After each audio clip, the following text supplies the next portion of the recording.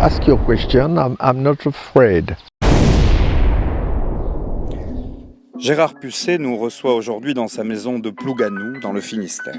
Il est l'auteur d'une quarantaine de livres, dont une quinzaine de romans et des romans pour la jeunesse, prix du premier roman, prix Roger Nimier, prix Alexandre Vialat, prix de la Société des gens de lettres, critique littéraire pendant une vingtaine d'années, rédacteur en chef adjoint de Elle Décoration.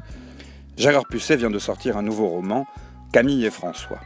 Gérard Pussé, pouvez-vous nous dire un mot de ce nouvel opus ? Je voulais rompre avec la tradition intimiste de mes romans et tout à coup j'ai eu une véritable envie de faire une saga et je crois que c'est ce que j'ai fait. 1560 pages, on peut dire déjà que c'est une saga.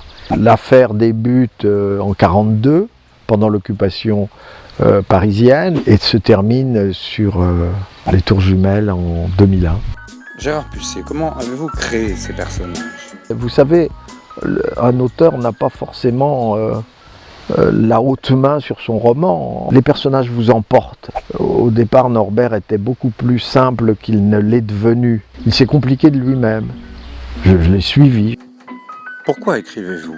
L'écriture est nécessaire à certaines personnes dont je fais partie. Et bien souvent, on se torture pour trouver une histoire. Je considère aussi que les périodes où je n'écris pas, je suis extrêmement malheureux et déséquilibré.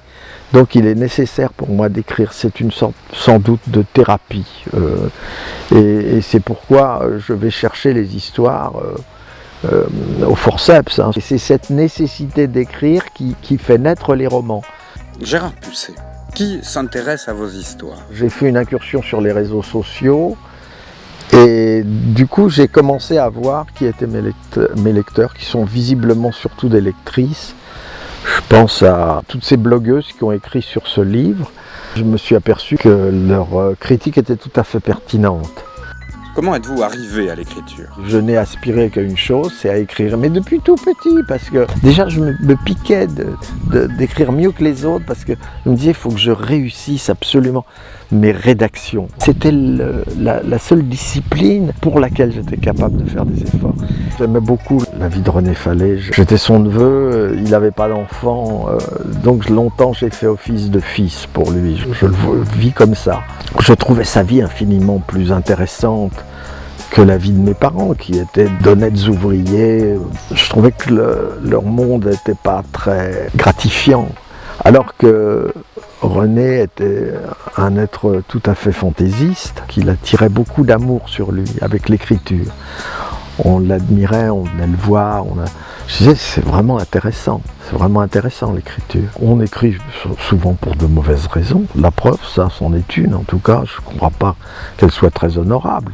J'ai écrit pour qu'on m'aime. Comment voulez-vous faire abstraction de la narration ? La narration, c'est fondamental. Et le style, c'est Buffon qui disait « le style, c'est tout l'homme ». Le style, comment voulez-vous écrire sans style ? Une narration sans style, ça n'a strictement aucun intérêt. On a perdu de vue l'orgueil qu'on pouvait éprouver à écrire avec le style à la française, quoi. Et donc j'essaye de faire perdurer ça avec mes petits moyens, mais franchement, Blondin est mort.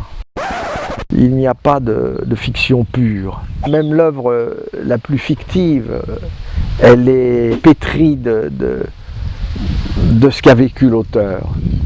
J'en suis convaincu de ça. Les femmes ou les hommes ? Bah écoutez mon vieux, ça dépend pourquoi c'est faire. Les hommes pour l'amitié, les femmes pour l'amour et éventuellement l'amitié. Voilà, j'ai tout dit. Le mot de la fin ? Oui. J'en ai pas, je sais pas, je trouve pas que ce soit la fin. C'est un épisode, c'est la fin d'un épisode. Mais je pense que vous reviendrez m'interviewer. Mais avec plaisir. En tout cas, merci Gérard Pussé. C'était le de Gérard Pussé.